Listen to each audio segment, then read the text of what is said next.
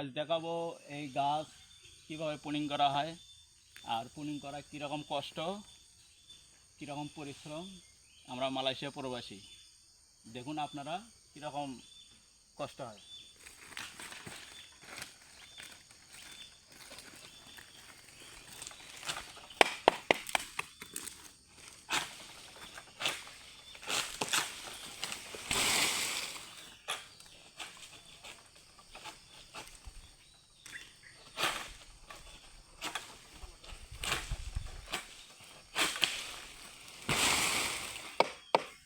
ফুলিং করতেছে কি কষ্ট,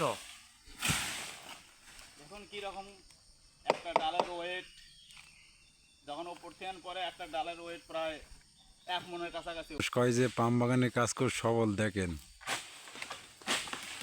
এইভাবে ডাইগো কাটতে হবে। ডাইগো কাটি পলক্কা ফেলি গোড়ার থেকে আবার পরিষ্কার করা লাগবে।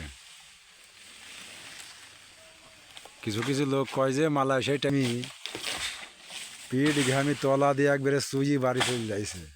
কষ্ট আছে ভাই, কষ্ট আছে। কেউ কেউ কয় যে কষ্ট আছে, মালয়েশিয়ায় কষ্ট আছে। টাকা পড়িয়ে থাকে, ঝাঁটা দিয়ে গোছিনে যাও। দালালেরা কয় 40 foot pipe, 40 foot 40 foot pipe খাড়া করি